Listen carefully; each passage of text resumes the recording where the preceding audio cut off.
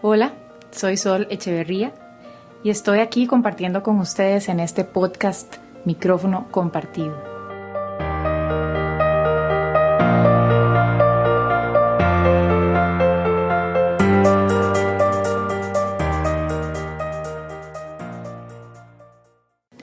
Yo les voy a hablar sobre política y liderazgo desde los ojos de las mujeres.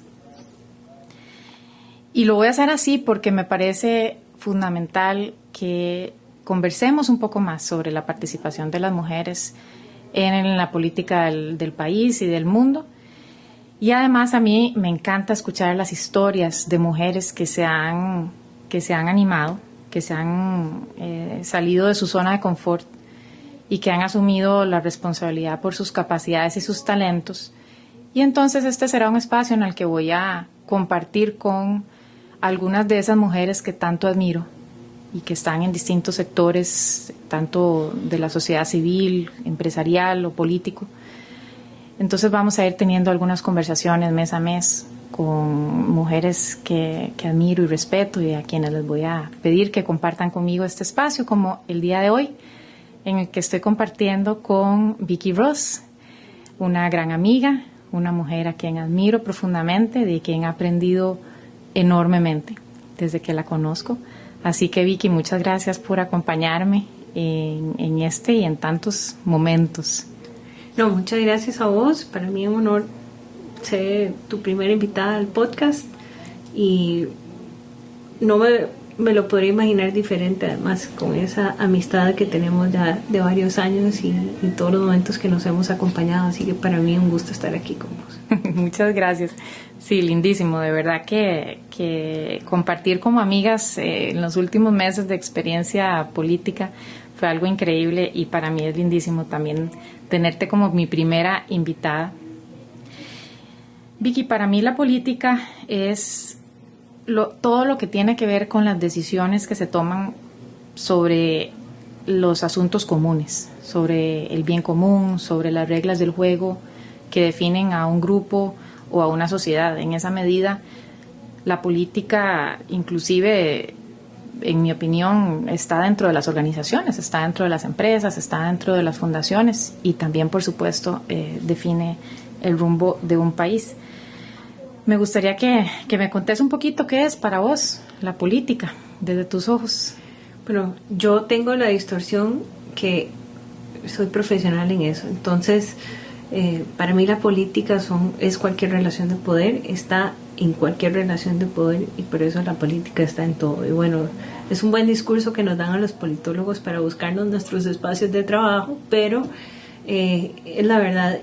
Pero el arte de la política y la política pensada en sociedad es, yo creo que el arte de poder conjuntar a la gente en sociedad para buscar el bien común, la buena política. Me encanta eso, porque en mi trabajo yo soy asesora de líderes en distintos ámbitos, empresarial y en otros espacios, pero yo he descubierto que hay como algunos mitos asociados al poder. Y el poder, en gran medida, me parece a mí, es percibido como algo negativo. De alguna manera, cuando se habla de que alguien tenga aspiraciones de poder, se siente como si eso fuera algo negativo. ¿Qué opinas al respecto? Hay muchas distorsiones culturales relacionadas al poder y dentro de las diferentes culturas incluso podemos tener distorsiones provocadas por perspectivas diferentes, por ejemplo, de género, de edades, de situación socioeconómica.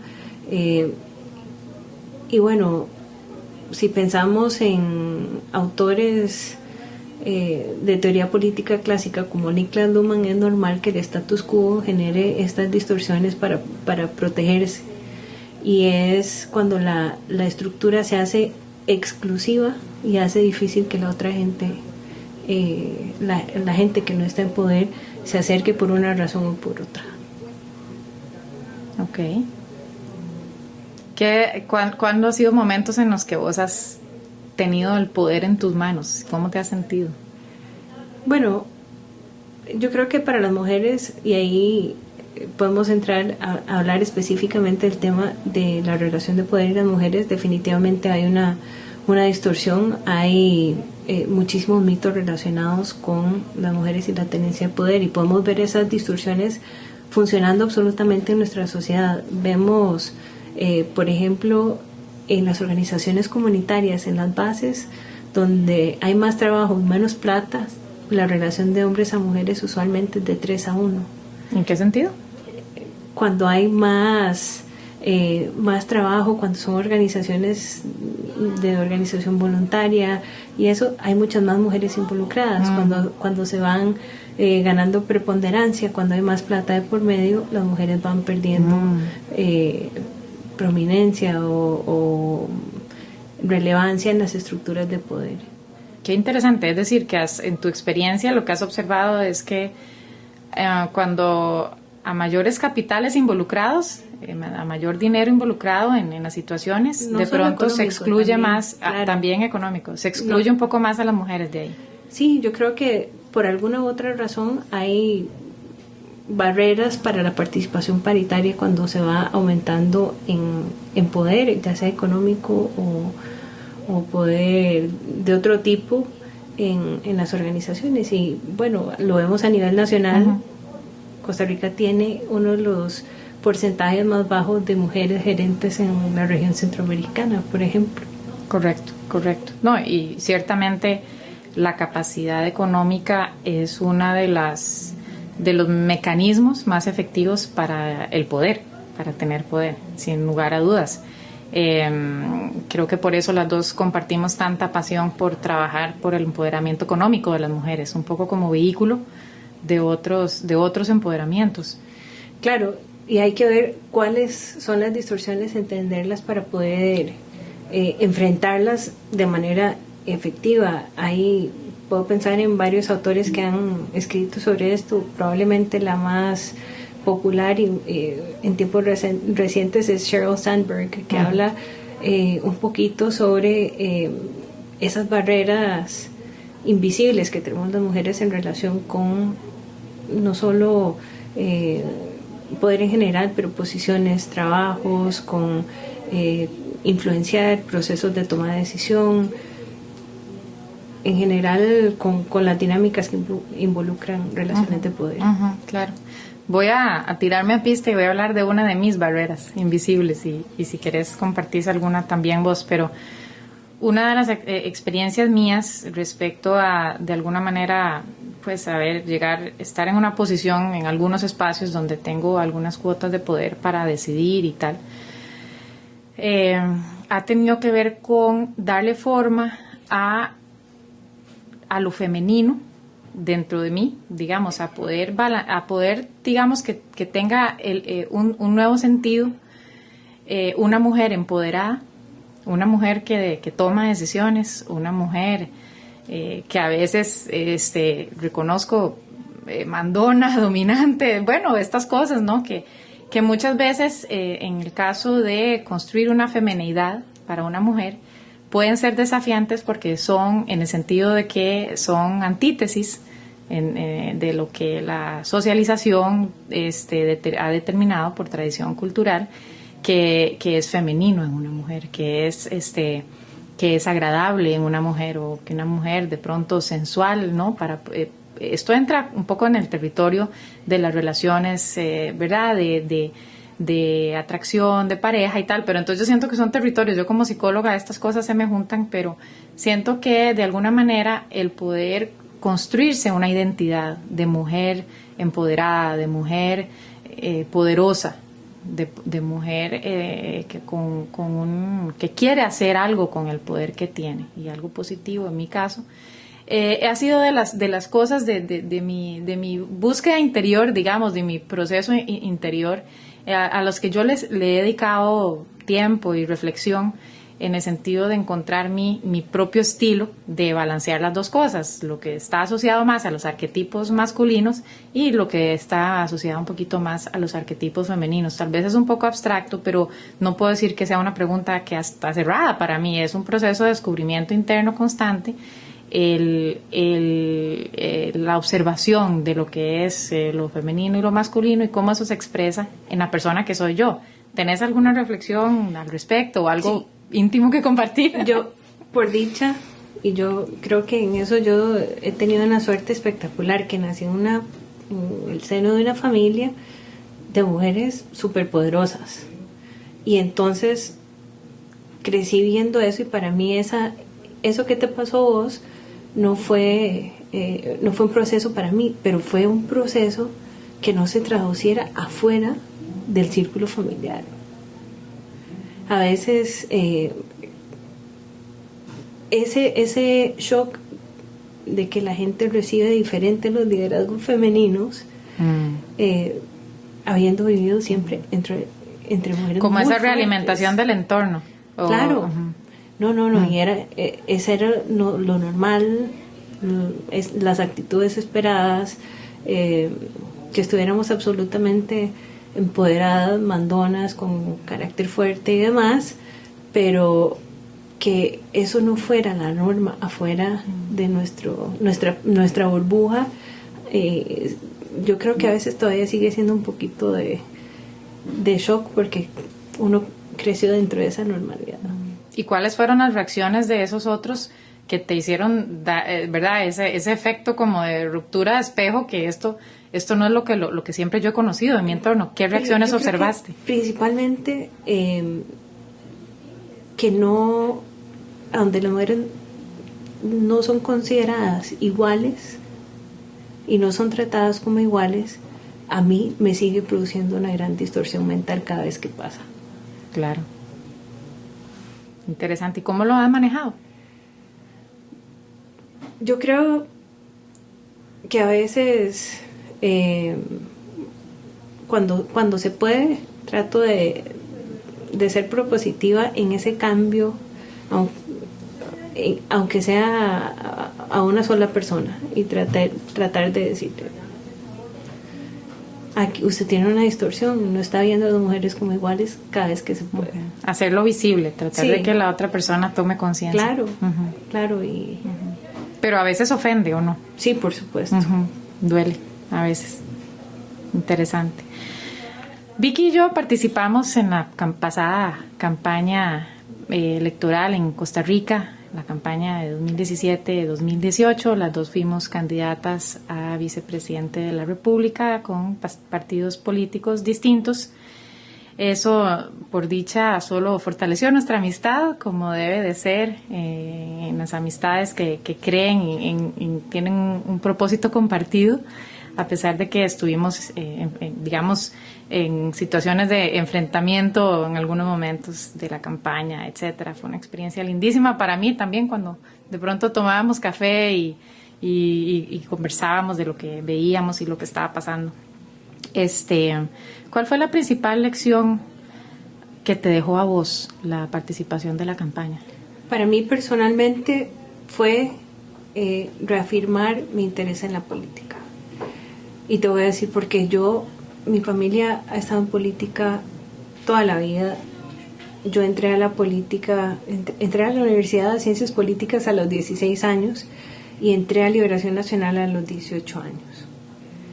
Y nunca estuve pensando en una participación política, de la participación que uno podría llamar tradicional, de ir ocupando puestos, sino a mí siempre lo que me gustaba más era la parte ideológica. Incluso los últimos 6 años en Liberación Nacional, que un grupo de ex jóvenes que estuvimos capacitados en las bases de liberación. Siguen siendo liberacionistas, pero ya no son jóvenes, ¿es así? Exactamente. Okay. Que nos capacitamos y que sentimos la responsabilidad de volver a hacer algo en la política, y esto es interesante porque yo, haciendo un paréntesis, yo creo que ahorita estamos en una coyuntura que la gente se siente más involucrada, probablemente no sabe cómo ni por qué, y hay varios autores interesantes en ese estilo, pero varios de los que estuvimos capacitados por el partido, que estuvimos apoyando, que por alguna u otra razón estábamos cómodamente en otro lado, decidimos que teníamos cierta responsabilidad por lo que se nos había dado de tener un papel más protagónico en un momento no solo partidario, sino país que necesitaba esa intervención de nuevas caras, de nuevas ideas, de gente que le ayudara al partido y al país por volver a tomar un rumbo más certero, más en línea con la tradición histórica socialdemocrática costarricense. Y bueno, ahí volvimos, y mi participación siempre ha sido más desde lo ideológico. Y yo me he dedicado, sobre todo los últimos 15 años, a hacer política desde otra plataforma, que son organizaciones sociales.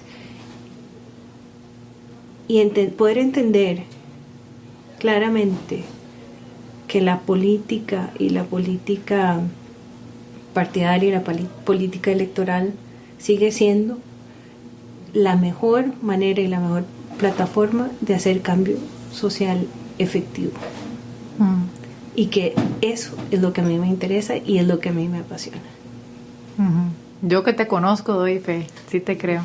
No, me encanta, muchas gracias. De verdad que yo comparto con vos una de las grandes cosas, de las grandes lecciones o de las grandes convicciones que me dejó a mí la participación en la campaña fue precisamente saber que hay que seguir participando y que esta es una ruta para poder aportar, y que todos tenemos que aportar de la forma en que podamos. Nos debemos, me parece que particularmente, a mí en lo personal, una de las lecciones o de las cosas que me dejó más fuerte la campaña fue el entender que es muy necesario que las mujeres participemos más, porque habiendo estado adentro, viendo las dinámicas y sintiendo que son tienen tanto potencial para tener un impacto positivo en el país, las campañas políticas, es muy importante que esas dinámicas incluyan lo que traemos las mujeres a la mesa. Y bueno, particularmente, realmente ni la anterior campaña, todas las demás, pues en general hemos visto que la presencia de las mujeres es poca, y yo creo que hay una pérdida sustantiva en que no hayamos más mujeres. Entonces, en esa medida yo también comparto con vos, y quizás le doy ese énfasis, simplemente que tenemos una responsabilidad, además tenemos derecho, y en la política es, en mi opinión, de lo que yo he visto, donde más se vive la violencia contra las mujeres de una manera muy descarnada.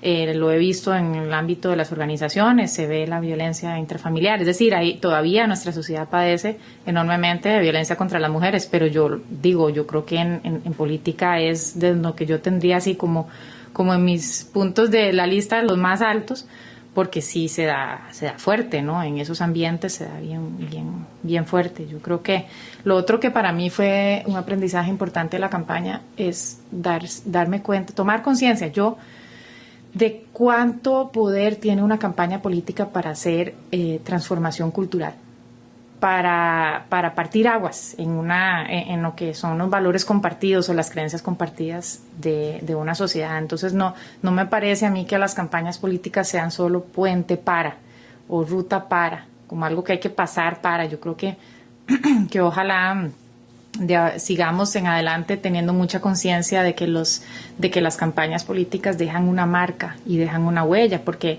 las figuras, las candidaturas representan valores, representan estilos de vida, representan visiones de mundo que la ciudadanía adquiere, que la ciudadanía prefiere o no por grupos. Y entonces en esa medida me parece que el trabajo que se hace tiene que ir mucho más allá, pues, de la simple publicidad o del trabajo mercadológico, que es parte de una campaña y es necesario, pero para mí el poder de transformación que tiene una campaña política, aparte de un montón de otros temas, ¿verdad?, como activación de la economía y una serie de cosas, eso es una de las cosas que a mí me impresionó un montón. Absolutamente, y yo por eso aplaudo que gente como vos y otra también que nosotros conocemos, que tienen más presente el fondo de la política que la forma, se involucren, que les apasione la posibilidad de poder hacer ese cambio positivo en la sociedad. Así es, así es. Vamos a ver, en este país, para poder hacer política electoral, tenés que estar en un partido político, es la ley. Entonces, y yo admiro mucho el gran conocimiento que vos tenés en la materia, sos experta en ciencias políticas, y me gustaría que nos contés un poquito por qué son importantes los partidos políticos, más allá de un requisito legal, por qué es importante que existan y que cumplan su propósito. Bueno, esto todo el mundo lo ha oído, la democracia no es perfecta, pero hasta ahora es la mejor forma que tenemos de organizarnos socialmente. Y en esa dinámica los partidos políticos siguen siendo la mejor plataforma de agrupación político-social. Y es que cuando hablamos de los partidos políticos hemos ido tergiversando el significado y se ha ido satanizando, pero en realidad es poder agrupar todas las causas sociales dentro de una línea ideológica. Y por eso a mí me preocupa, sobre todo después del marco de la última campaña electoral, cuando a veces oigo a gente decir que lo ideológico no es importante. A mí me parece que probablemente en la historia moderna pocas veces ha sido tan importante la parte ideológica, porque lo ideológico es primero lo que puede conjuntar a un grupo de personas, puede conjuntar una visión que alinee acciones específicas para construir algo social.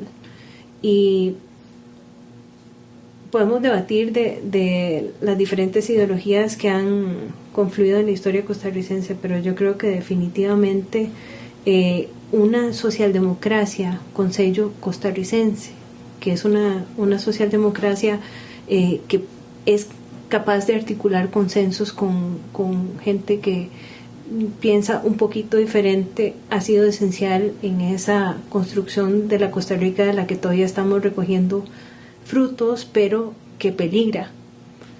Y por eso yo siento esa gran obligación de volver a levantar la bandera de la socialdemocracia, de volver a enseñarle a la gente qué es la socialdemocracia, que para mí es la idea más poderosa que hay en la política, que es la idea de la justicia social, de poder construir justicia social, de ir eliminando las distorsiones estructurales que producen exclusión, que producen pobreza, que producen todas estas cosas de las que hemos venido hablando, y poder verdaderamente construir la Costa Rica que muchos soñamos, que es justa socialmente, que le dé a la gente las oportunidades iguales para todo el mundo, y que pueda ser un país de paz, que reparta bien social.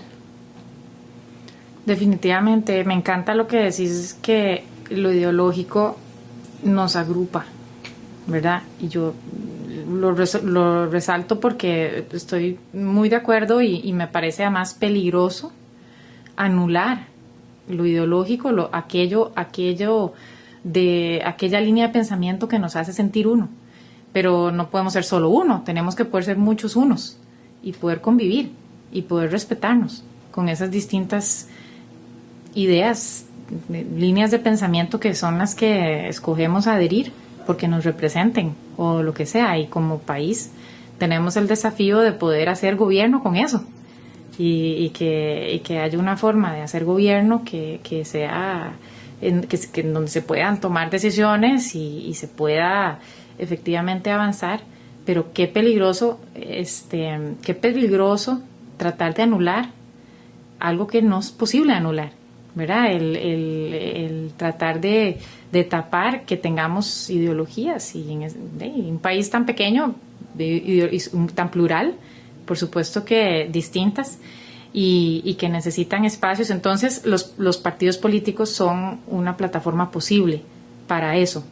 Yo creo que tienen que serlo, siempre y cuando partan, por supuesto, del respeto a esa pluralidad, pero que tengan vocación de llegar a acuerdos en favor del bien común. Y los partidos tendrían que entonces poder ser una plataforma de una ideología clara. para que la ciudadanía sepa, ¿verdad?, qué representa cada partido y poder acercarse. Yo creo que sí, idealmente sí, y poder tener claras cosas. Es complicado porque la política en ejercicio es tan plural que se ven cosas tan dispares y cada cabeza es un mundo, pero por lo menos te puede articular la visión hacia cierto horizonte y puede ayudarte a generar esos consensos. Uh-huh. Okay. Y desde tu opinión y en tu experiencia, ¿qué tendría que hacer una mujer que le interesa, que nos escucha y dice, yo quisiera acercarme y activarme y participar un poco más de cerca en los procesos políticos, pero no sabe qué hacer, no sabe a quién llamar, no sabe a quién buscar, ¿verdad? Existe percibimos una especie de barreras altas para poder vincularse con los partidos, para poder sumarse. ¿Cuál sería tu recomendación? Por supuesto que este consejo le va bien a un hombre o a una mujer, pero quizás las mujeres debemos enfrentar algunas barreras adicionales. Entonces, háblanos un poquito de eso. ¿Cuál sería tu recomendación? Primero, tenerlo claro que el interés existe, y una vez que lo tenga claro, empezar no solo a integrarse, ya haciendo, por supuesto que hay muchas distorsiones incluso de el uso del tiempo para las mujeres, que eso va a ser parte de los obstáculos que tienen las mujeres. El tiempo libre para las mujeres es un bien precioso. Sí. ¿Cuál y tiempo dedicarlo a política, bueno, con todos los tabúes y mitos que hay relacionados a eso, también se hace más difícil. Pero sí, yo creo que las mujeres en general tenemos buena determinación, sabemos que eso es lo que queremos, podemos empezar a hacernos nuestros propios espacios. Y después, otra cosa que es esencial, a las mujeres se nos exige el doble en preparación, en muchísimas otras cosas, y ahí no puede ser la idea de que solo con que nos interese nos va a ir bien. Tenemos que estar preparadas para lo que nosotros queremos hacer, tenemos que estar el doble de preparadas para hacerlo, y después ir trabajando en una cosa que vos sos experta, que son soft skills o ¿cómo se llama? Capacidades, sí, como habilidades blandas, estratégicas. Me gusta. Que son esenciales también, de perder ese miedo que muchas mujeres tienen de hablar en público, de ser asertivas en una conversación, de ir perdiendo el miedo a la crítica, de poder ocupar espacios que no son los tradicionales. Muchas veces, y esto en cosas de habilidades blandas se habla mucho, por ejemplo en negocios, ¿a dónde se desarrolla la dinámica de negocio? ¿En la mesa o en la socialización que pasa después, verdad? Así es. Poder entender esa complejidad para las mujeres y saber cómo interactuar en ellas es esencial. Me encantó. Voy a recapitular entonces. Tener un plan y saber cuánto tiempo uno podría dedicar y verdad, me parece que me encanta porque las dos, así como somos idealistas, ambas somos muy pragmáticas también. Y somos muy de ordenar y efectivamente a veces esto es así, uno tiene que decidir cuánto tiempo tiene disponible, cómo hacerlo, saber cuáles son las barreras, pero si uno tiene muchas ganas de hacer algo, uno encuentra la forma, y eso es algo que las mujeres mucho demostramos también, ¿verdad? En donde las mujeres somos buenas para encontrarle la forma a cómo hacer las cosas. Y yo le agregaría quizás ahí a las recomendaciones, que también lo mencionaste, es ¿cuál es el para qué? ¿Cuál es mi para qué? ¿Para qué quiero yo hacer esto? ¿Cuál es mi propósito? ¿Qué es lo que yo quiero poder aportar? ¿Verdad? Sí, aunque yo creo que eso es ya de por sí una distorsión de género, porque a los hombres que están en política yo nunca he oído que les pregunten para qué están ahí. No, pero también hay que preguntarles. Sí. No, pero yo también le doy el mismo consejo a los hombres, porque me parece muy importante. El terreno de la política le va a exigir a uno tanto que va a tener uno que tener mucha claridad, claro, sí, claro. cada quien, ¿verdad? Una gran claridad de por qué uno está haciendo esto, para qué, cuál es el sentido superior, porque si no, uno va a desfallecer de camino, porque eso es una competencia que se pone dura al ratico, ¿sí o no? Claro, ¿verdad? sí. Entonces hay que estar como conectado como con ese sentido interior de trascendencia que lo hace uno, si esto es lo que yo voy la semilla que yo voy a sembrar en este mundo. Entonces eso sería tanto para hombres como para mujeres, pero vos tenés razón, tal vez se cuestiona mucho menos a los hombres, pero yo creo que eso también va a empezar a cambiar. Yo me siento optimista de que cada vez más, exacto, exijamos un poco más que todos los políticos y líderes en general de cualquier ámbito sean más transparentes con respecto a su para qué, y lo que mencionas de prepararse, fundamental, definitivamente. Las mujeres somos precavidas en eso, tendemos a subestimarnos más que sobreestimarnos, y entonces es una buena combinación también entre las dos cosas, ¿verdad? Envalentonarse y tirarse a pistas sabiendo lo que uno tiene y que nadie es perfecto, de camino uno encuentra todas las imperfecciones que uno tiene y que es una gran oportunidad para mejorarlas, pero definitivamente el prepararse y desarrollar habilidades estratégicas o de habilidades blandas, que yo también mencionaste que yo soy experta, asesora pues en estos temas, y cómo no. En mi experiencia eso se desarrolla mucho en la vida, en la práctica. Eso pues uno puede ir a entornos de aprendizaje formal o lo que sea, pues cursos o algo, pero yo siento que la vida le enseña a uno mucho esas habilidades y a veces uno no tiene conciencia de que tiene esas habilidades, y está bueno que uno haga un inventario de cuáles son mis habilidades, cuáles son mis fortalezas. La verdad es que sí, son un montón, todos las tenemos, y es muy importante que uno las tenga a mano también en situaciones así. Entonces, bueno, ahí dejamos algunas recomendaciones.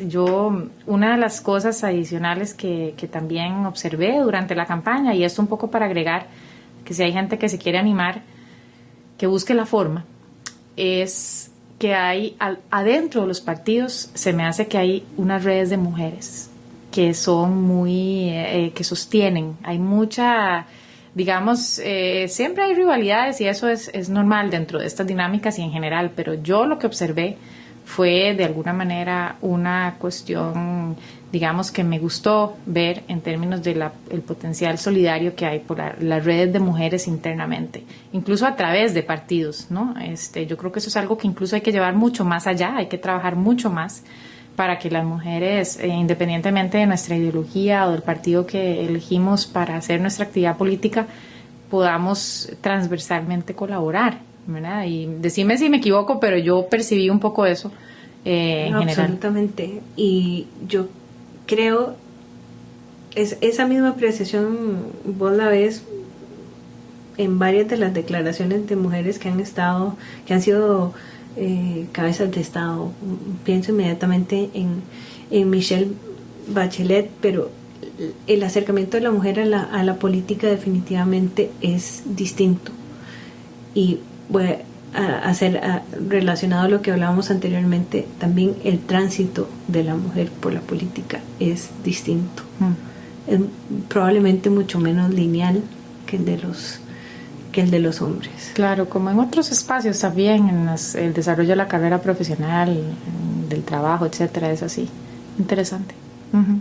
Bueno, me animo, dado que sé que probablemente no vas a estar en contra de esto, pero que vos y yo pues sé que estamos muy convencidas de que nos interesa apoyar a otras mujeres, y si hay alguna que nos está escuchando y tiene alguna pregunta por ahí en redes, pues la animo a que nos la haga. Claro que sí. Bueno, una de las cosas que aprendí de la amistad con vos es que el recurso de la mentoría en las mujeres es algo que utilizamos poco, se nos enseña poco, pero que deberíamos utilizarlo verdaderamente más y poder ser sororariamente solidarias entre nosotras para poder avanzar mejor. Uh-huh. Y además aprender mejor y se pasa súper lindo. Sí, absolutamente. Amiga. Bueno, mil gracias por tu tiempo y vamos a cerrar aquí. Voy a seguir conversando con otras mujeres que admiro, que respeto, que quiero, como a Vicky. Y de verdad, muchísimas gracias. Gracias a vos, y ahí voy a estar oyendo todos los demás.